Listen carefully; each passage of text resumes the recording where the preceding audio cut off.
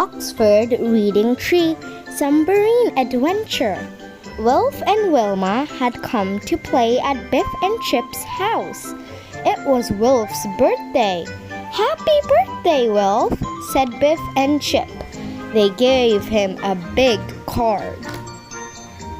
Wilf had a large box. "This is my birthday present," he said. Everyone looked inside the box. "What is it?" asked Chip. "It looks like a submarine," said Biff.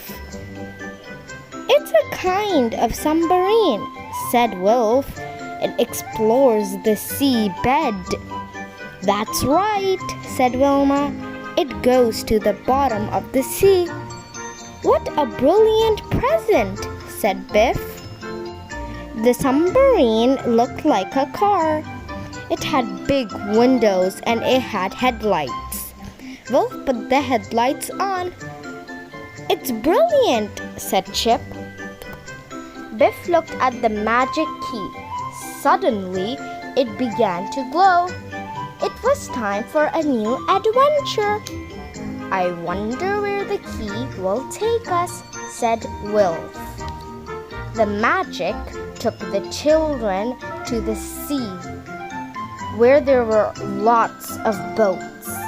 Chip pointed to a yellow submarine. "Look at that one," he said. "It looks just like Wilf's submarine." The children went to look at the submarine. "I wish we could look inside," said Chip.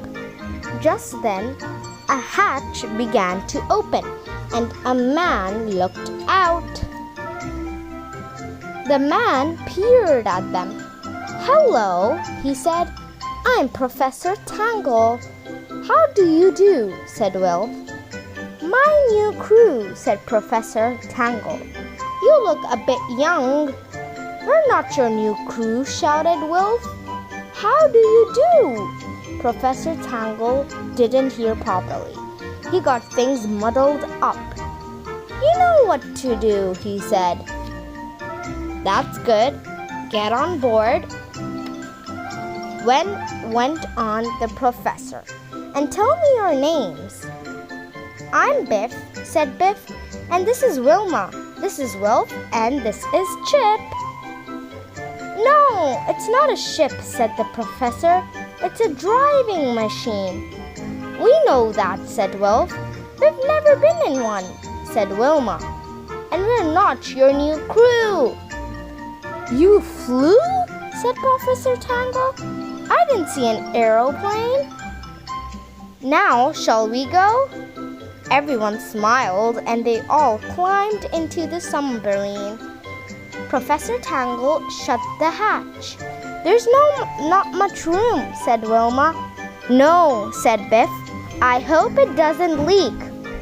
"Of course you can speak," said the professor. Professor Tangle started the engines. "It's time to dive," he said. The submarine went under the water. Glub, glub, glub, it went. Everyone looked out of the window. They could see fish everywhere. "It's wonderful," said Chip. "It's amazing to be under the sea." "You can't see?" said Professor Tangle. "Look out of the window then." "Come on, crew," said Professor Tangle. "Time to do some work. Push that button, Biff. Press that handle, Wilf. Pull that lever, Chip."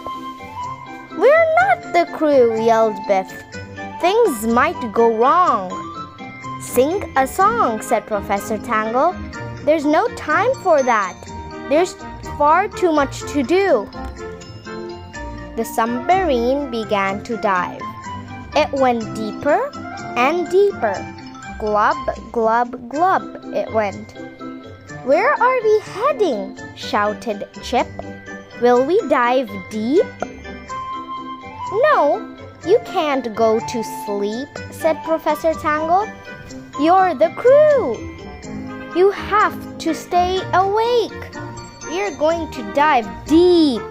"This thing scares me," said Wilma. The submarine went deeper and deeper. Glub, glub, glub, it went. Everyone looked out of the window. "I can see a shark," said Wilma. "It is getting dark," said Professor. The submarine went even deeper. Professor Tangle was excited. It began to get dark. "It's getting very dark," said Biff. "Put the lights on, Professor." The professor pushed the light switch. "Bother! The lights don't work," he said. Biff looked out of the window. "Oh no! Help, Professor Tangle! I can see huge rocks," she called. "No, I don't need clean socks," said the professor. "Now, where's that fuse?" He began to look for his toolbox. "Look out!" yelled Chip. "We're going to crash." Professor Tangle pushed a button and he pulled a lever. The submarine didn't crash. It just missed the rocks. "Phew, that was close," said Wilma. There was a cave ahead of them. The submarine was heading for it.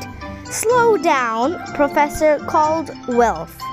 "We are heading for a cave in the rocks."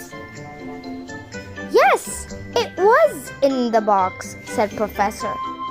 He held up the fuse.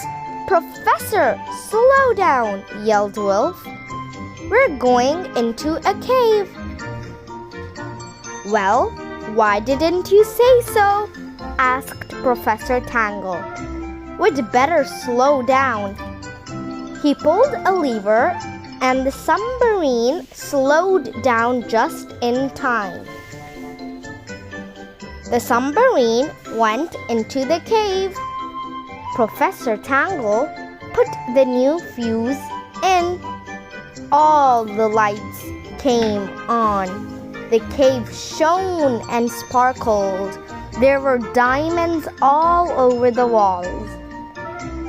"Diamonds! I'm rich," said Professor. "But you can't get at them," said Biff. "Oh, bother," said Professor Tangle. Suddenly, the walls of the cave began to shake. Rocks and stones fell all around them. "We must get out," said the professor. "Full speed ahead." "Oh no, we aren't going to make it," said Wilma. The submarine got out just in time. "Phew, that was close," said Biff. "We're sorry you couldn't get the diamonds, Professor," said Chip. Just then, the key began to glow. The magic took them back to Biff's room.